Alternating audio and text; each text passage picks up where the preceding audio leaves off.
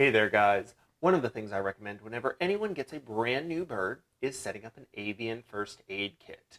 Now, this compilation of basic medical supplies is going to help in the first aid of your bird and can help prevent minor instances from becoming true medical emergencies. So, if you have a brand new bird or you already have a bird but don't have the kit, you want to make sure to stick around and watch this video because I'm going to be going over all the basics of setting up a avian first aid kit.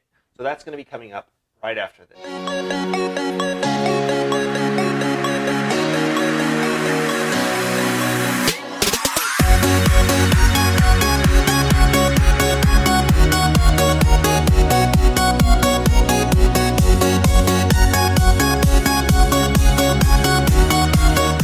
Hey there, guys. This is Jack over at High Red Bird, where I am tirelessly working to find new ways to make the keeping of exotic animals and pets more exciting, more affordable, and ultimately more enjoyable.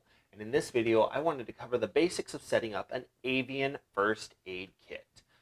Now, it's incredibly important to have basic medical care coverage for your animals because, as we all know, when you have an exotic animal, say a bird, you need to learn how to do some basic first aid because it can be a little bit difficult to find veterinarians willing to work on them.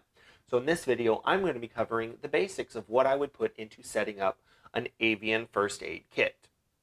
If you guys do not already have one set up, or if your first aid kit doesn't have any of these items, I am going to go ahead and include links to these items in the description section down below, so you want to make sure that you check those out. So the kit itself is actually pretty straightforward. So the first thing I'm going to be looking for is some sort of plastic container. Now, I am partial to small plastic toolboxes, but of course you guys could always use something as simple as a basket or a plastic shoebox organizer. You can get those at most hardware stores for $1 or less. But for a small toolbox like this, one of the really nice things you get out of it is once I open it up, it has the larger compartment that can hold some bigger things, but this tray, which makes it really easy to carry around if you are doing some basic care. So I definitely recommend having somewhere to keep all of those things organized. Now, anyone who has had birds for any period of time knows one of the main things you encounter when handling your birds is their nails get to be very long and very sharp very quickly. So I definitely recommend having a good pair of nail clippers as part of your first aid kit. Now, of course, with some of your bigger birds, cockatoos, macaws, some of the nail clippers that you buy for things like dogs are going to be a little bit delicate. These, as you can see, are just a little bit small in my hands. So one thing I like to have for bigger birds is going to be a good pair of wire cutters. You can actually cut nails really easily with these. I also recommend wire cutters being a part of your avian first aid kit if your bird has a leg band, because metal leg bands can be crimped. You might need to cut that band off for the safety of your bird's leg. If you have a bird with plastic leg bands, especially the ones that are plastic zip tie leg bands, if those have not been secured correctly, those are incredibly prone to tightening over time, so you may need to cut that off. And if you have a bird in hand and it's very stressed out, it's important that you have those medical supplies available very quickly. Since wire cutters are typically pretty cheap, I recommend just having an extra pair, keeping it in your medical first aid kit. Now, one thing I do recommend whenever you are trimming your bird's nails is being prepared, because there is always the chance that you might cut a little bit further than you want to, especially if you have a bird that has very dark nails. So one thing you want to have available is some kind of coagulant, something that is going to stop the bleeding. So there's a couple of different options for things that you can use. There's Quick Stop, which is a styptic powder. Basically, it's going to be something that is used when people are shaving, and it will stop bleeding very quickly. Of course, one of the things you probably already have in your house is going to be cornstarch. Cornstarch is actually a great coagulant. It's incredibly cheap, and most of us already have it in our homes. Now, for the avian first aid kit, I do recommend going ahead and setting it up in its own small container because containers of cornstarch are typically very, very large, and that would take up a good chunk of this Avian first aid kit very quickly. So by having smaller containers like this, that's just going to save you a little bit of space. Of course, with this small container, one thing you're going to want to do, you're going to want to use a permanent marker and go ahead and label this container, the cornstarch that I have right there. That way you know what everything is. You want to make sure that it has a label. Now, if you purchase Quick Stop or some other type of styptic powder and it comes in a smaller container, it'll have the label on there, so there's no concern about that. But if you are using your own plastic containers, you want to make sure that everything is very clearly labeled. Bleeding can be a very big problem with birds. They can bleed out from their nails when you are doing a nail trim, but they can also break blood feathers. Now, when a new feather is growing in, it does have an active blood supply to it. And if that feather shaft breaks, because of the structure of the feather shaft, it can cause the bird to bleed continuously, and it is very, very hard for blood to clot inside that feather shaft. So what you're going to want to do in that instance, you're not going to want to use the cornstarch or any sort of coagulant. Instead, you are going to need a pair of needle nose pliers. Now, with those needle nose pliers, you are going to grab the feather shaft at the base, just above where it comes from the skin. You want to make sure you have a firm grip and fully pull that feather shaft out. Because if you pull that feather shaft out, you can apply a little bit of pressure to the site and it will stop bleeding. If you just leave the feather shaft broken, if you cut it closer to the skin but still leave the base of that feather shaft intact, the chances of it coagulating inside the feather shaft, or the chances of it clotting inside the feather shaft, are not very high, and leaving that little bit of feather shaft in that area also raises a great risk for infection. So you're going to want a pair of needle nose pliers just to pull any broken blood feathers. And again, you want to remember that birds are not very big. They don't have an overabundance of blood. So if you have a broken blood feather, that's a situation you need to deal with very, very quickly. So I recommend having a pair of needle nose pliers designated solely for avian first aid and being inside your avian first aid kit. Now, one of the things you may need if your bird gets any small cuts, obviously I'm not talking about anything that requires immediate veterinary attention, things that may need stitches or anything like that, but say your bird pokes itself on a small piece of wire that was coming off of a toy or anything like that. I definitely recommend some sort of disinfectant for cleaning that area, and my favorite is actually going to be betadine. Now, betadine is an iodine product. It is made for cleaning wounds. You can actually get it over the counter just for human usage.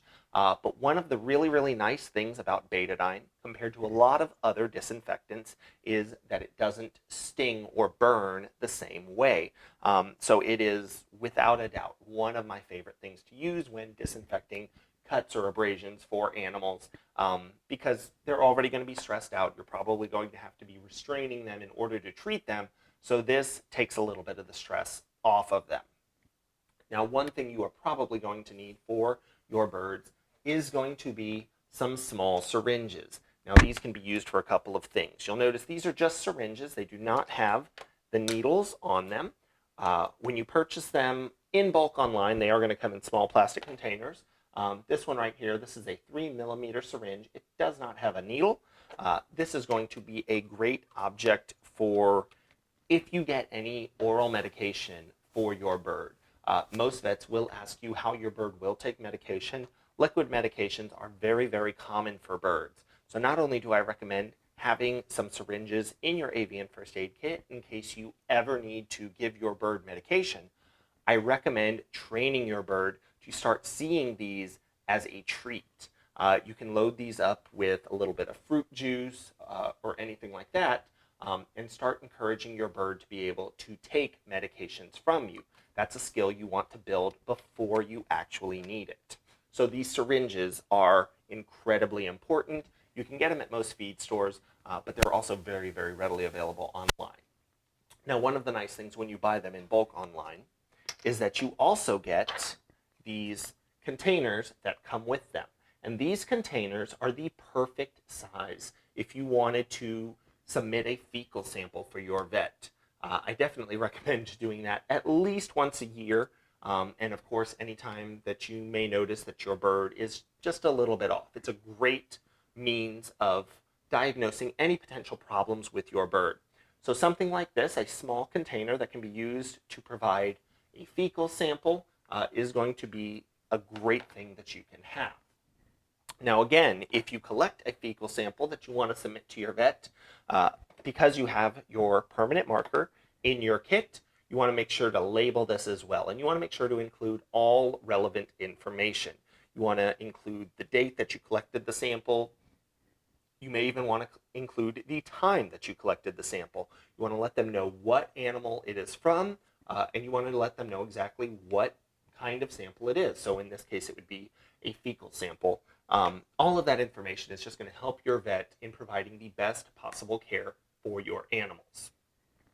Now, if you don't get these syringes, or yours don't come with the little containers, you can also just get something like Ziploc bags, and you can also include all of that information on them as well. Now, one thing I will recommend, if your bird is just a little bit off, maybe they've been stressed out by something, if you've moved, if you've subjected them to any kind of change, one of my favorite things to recommend for birds is going to be a probiotic. Now, what a probiotic is going to do, it's just going to reconstitute their intestinal lining and their entire digestive tract with the appropriate beneficial bacteria. That's going to ensure that your bird is getting the most out of their food, and it gives them a nice little boost. You want to make sure that you give them a probiotic powder that is made for animals and specifically for birds. Now this one that I prefer is the Probios powder, and it has doses for horses, cows, pigs, sheep, goats, dogs, cats, rodents, birds, reptiles, and other pets. So it is essentially geared for all animals with different dosages. Obviously, before you give your bird anything, I would recommend talking to your veterinarian about whether or not that is appropriate. But a probiotic is usually something that most vets will agree with very, very easily. But again, I'm not a veterinarian. If you're watching this video, you are most likely not a veterinarian. So make sure you have an open dialogue about what you have on hand for first aid with your birds. The final thing I'd want to include would be something like gauze squares, or even basic napkins. Some good, these are just paper napkins. That would be a great thing to include in your kit. Obviously, if your bird breaks a blood feather or anything like that, you have something available to just sort of wipe the excess blood away to see what exactly you are doing. So those are the main items that I would include in a basic first aid kit. If any of you guys are watching and have your own first aid kits and can think of anything that you have found in your experience to be very, very useful, make sure you include that in the comment section down below. Because of course that's something we all want to be able to see. We want to be able to learn from each other. Now there's a couple of things you want to keep in mind when doing avian first aid.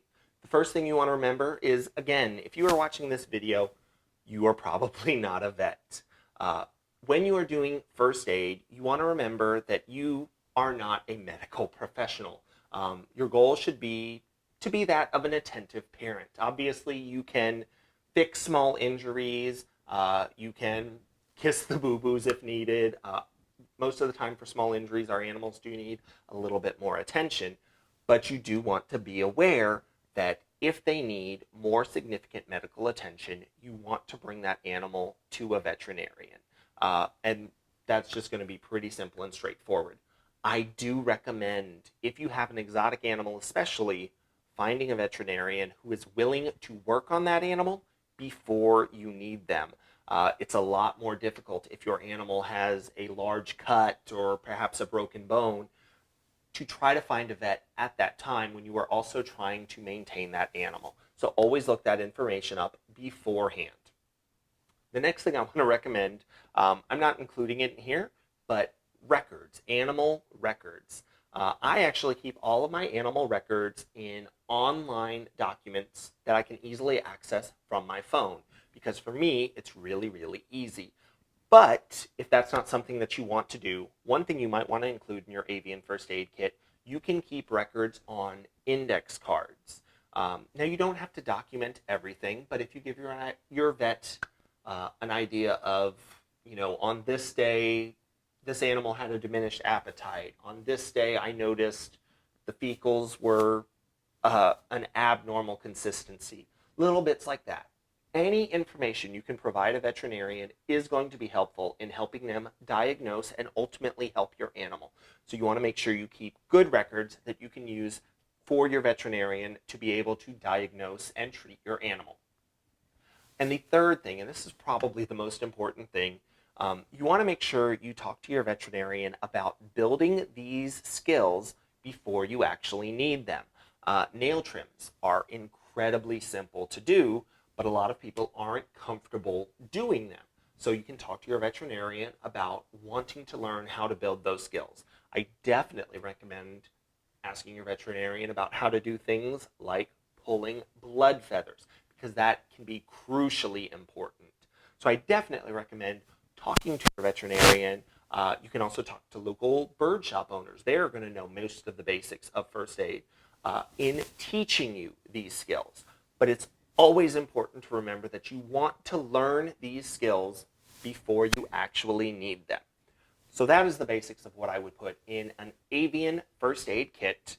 I certainly hope that you guys will have one, but never need it, because that means that your animal did not get injured and is in great health. And of course, that's what we always want. But if you ever do need it, it's going to be wonderful to already have everything put together and in one place. So I do want to thank you guys for watching this video. I do like putting these videos together for you.